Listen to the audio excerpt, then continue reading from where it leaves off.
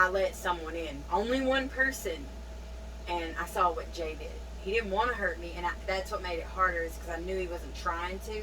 So every part of me just wanted to see the good, wanted to see the happy, wanted to see the love. Of course. And so I was clinging, and I was clinging until it got so bad that after Jay, all I saw in everyone was the capability to hurt me like Jay hurt me. So like you're saying, like you said, oh yeah, when I see these other kids acting this way, I'm putting that on my kids, and I'm like, oh, I'm already treating them like they're acting that way. I treated everyone like they were going to do what Jay did. Right. Everyone. I came into relationships with the predisposition that they're going to do what he did. I'm going to trust them and give them everything, and they're going to stab me in the back and leave me for broken. You know? So, I mean, what I hear you saying, though, before Jay hurt you, you already had a lot of hurt that you were going through that had you held back in the first place. Mm-hmm. And then you let go, Mm-hmm. and then it happened again. Yeah. So then you had more years of holding back again. Yeah. So now you have the fear that you let go. Mm-hmm. Now what? Yeah. Because it's not like short periods of time that I do this. Right. I shut down like that, and that's what I call it. I just call it shutting down, because that's what I do. I don't feel anything. I don't want anybody near me. I don't, and I know it's not natural because I don't want people. I don't need people. I actually need to avoid people because I'm afraid those people are going to hurt me. And I did that from like 12 years old to 19. Okay. And then I met Jay, and then everything changed. It was like a light switch. With him, everything was natural. It was like there was that traumatized child wasn't there anymore. All of the symptoms of my trauma, all of the fear, all of the everyone I've ever loved and trusted betrayed me was just gone because Jay won't do that. And then Jay did that. And now I'm like, I didn't really let the man that I'm currently, breaking it off in the way I should have. So the moment he messed up, it was to the curb and it didn't hurt me. Right. And that's how I live my life. With my friends, with everybody. I only let you close enough to see if you're going to hurt me, because I know that I can just toss you right out of my life and it ain't going to hurt me at all because I don't let you in. And then the exact person who just jacked me up pops up, and now I'm kind of like in this tear because part of me is like, oh my God, this is amazing. I've not felt like this in so long. I'm happy and I'm free and I'm not scared, and my first thought isn't that he's going to hurt me. But now, because he has, this other part of me is like, are you really going to do this again? Are you really going to let the same person that shut you down come right back and do it again? Right. But when you're explaining the hurt from before, it doesn't sound like the same hurt that you had before Jay. Like you had a different kind of hurt. Yeah.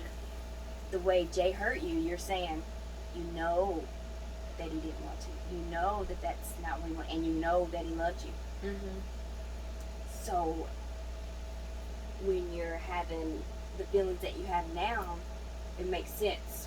What you're saying is all this excitement, Yeah. even though the fear of the hurt is there, he didn't even hurt you the same as everybody else. Yeah. So you get to have the excitement of all of this. That's what I see the difference from what you're saying, the trauma, and the way you explain it. The trauma, the hurt, the pain, the joy.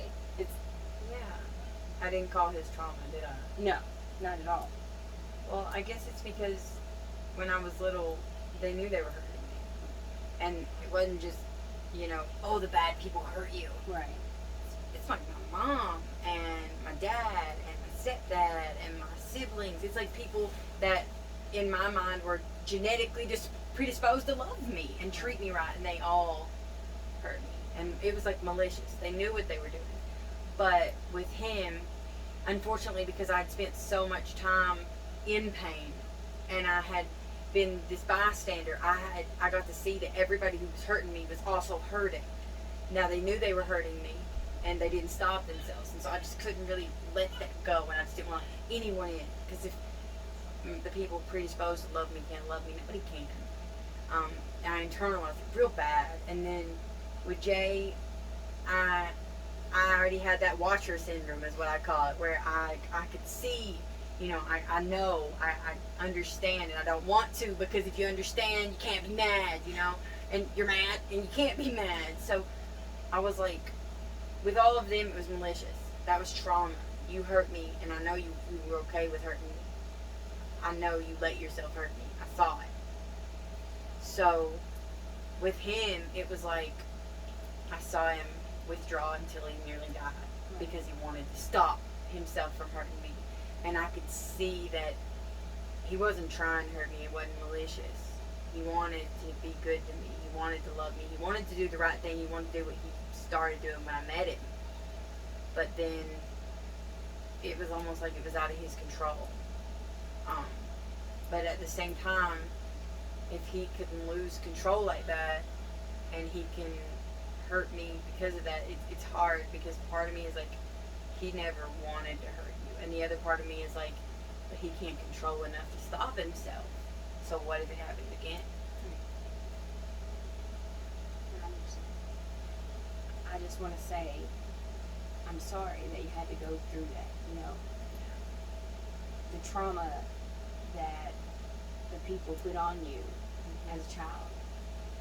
I really feel bad for you to have to go through that. And so I'm so proud of you, though, for who you are and the things that you're accomplishing.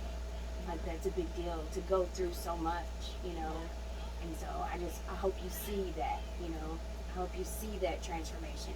Hope you see the things that you've been through and who they have helped create you to be, even with the reservations. Yeah, I just think that I saw a cycle. I saw my mama's daddy abuse my mama, and then my mama did it to me, and then even though they had kind of warped my emotional state to the point that I didn't really understand, like, it didn't connect to me that, oh, what I'm doing is bad. I was just like, I don't want to continue to hurt other people. But then, even though I'm doing all this, and I'm trying to end the cycle and break the cycle and make everybody feel better, until I got with him the first time, it was like I was making everyone else happy, but I was never even there. Right. It's like autopilot. I was just never there. So everyone else was benefiting from what I was trying to do but I wasn't doing it for Amber. I was doing it for everybody else. So you're saying you were just living for everyone around you? I wasn't living, I was existing. Existing for everyone around you. Yeah. For their needs. Yeah, because when I finally snapped out of what was going on around me, I had a baby, like, right off the rip. That's my responsibility. I have to love and nurture and protect that. So my life revolved around, I exist to be a better mother, to break the cycle, and to take care of my child. Right. The strength that it gave you. Okay. That makes sense on how you come to be the person, that I see from where you were. Yeah. So. But I existed for the baby, and I lived for the baby, and then he popped up, and it was tea parties and giggles, and I didn't exist. I lived, and then it felt like I died when it ended. Instead of just going numb and having to, because this was my whole life. This is what I was used to. So just going numb and existing like I did before when I was younger because of the trauma, it felt like I lived. I really lived, and finally I really knew what it felt like to live and love and be free and not have to carry that weight. And then I'd never had that. Right. And then it was ripped away, and it was so much worse. So a different kind of pain? You don't know what you're missing till you've had it. If that makes sense.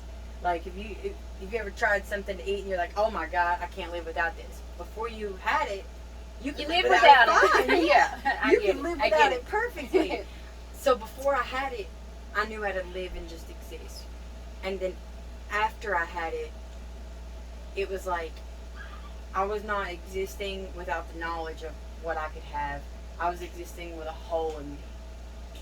I died. Part of me was dead. Right. It was just like, part of me's gone. I'm existing with a hole in me now. I'm not just existing and surviving and being proud of what I've done. I'm existing and I know there's something missing now. I didn't know was missing before. Right.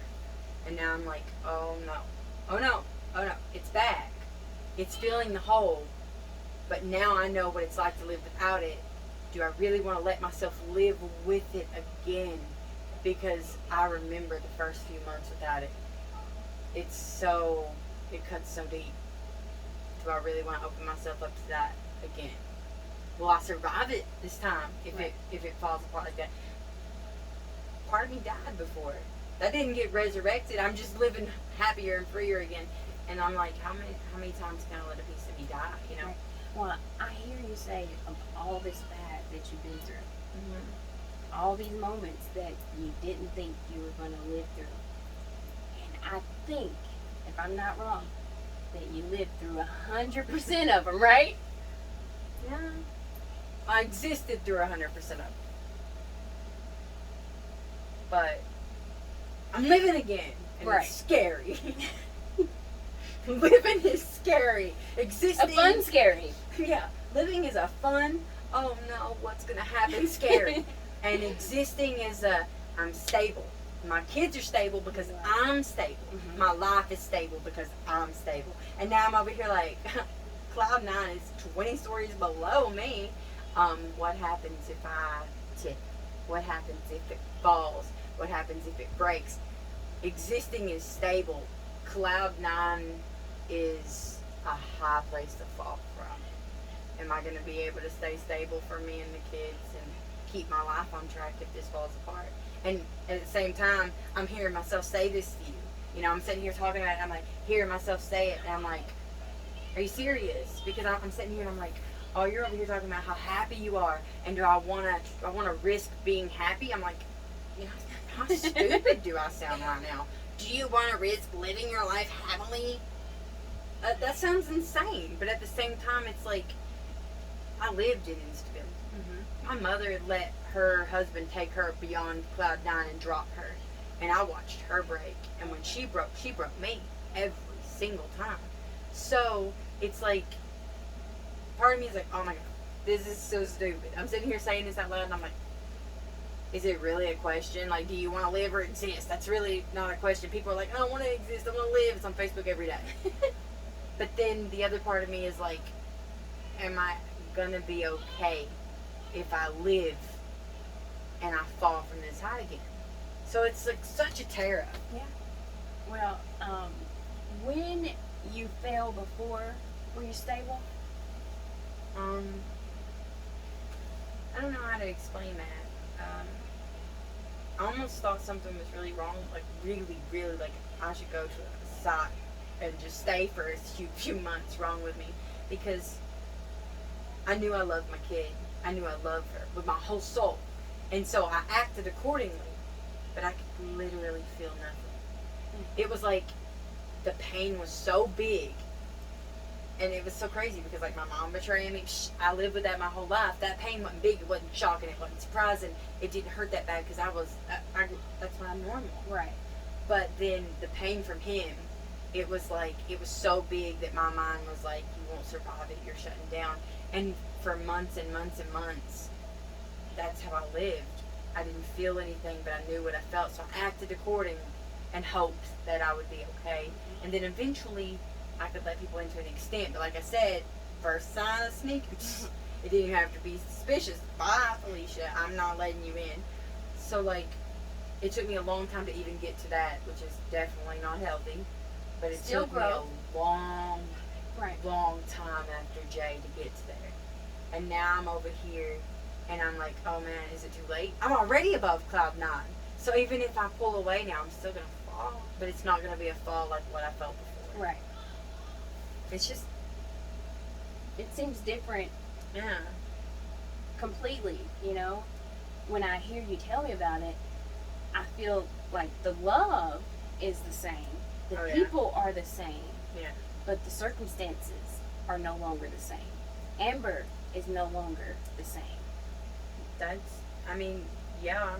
before, I definitely wouldn't have been over here like, oh my God, I recognize there's something like deep buried down that I need to go dig up. I would have been like, you keep that deep down, stay in the dark. I don't want to talk about it. I'm going to stay numb and I'm going to exist. And that's what I always did. I'm going to be numb. I'm going to exist. I don't want to explore emotion. What's emotion? Stay away from me. Cooties. I hated it. But now I'm like, ooh, I'm way up here. What's this? What is this little hard pebble of just absolute terror? And what do I do I'm about so it? proud of you because you don't see the growth. You might not see the growth that you have had to get to where you're at, but that's a lot. It's a whole complete transformation. I know that from the outside, I know it probably is a lot, but at the same time, the growth that I had over 8 years without Jay, it's 3%, and then Jay popped up, and I'm 99 again, and I'm like, it'll take me another 8 years to get back to 3% if he dropped me, but then I'm like, risk reward. Is the risk and the reward worth it? Like, is it worth it? And then I'm like,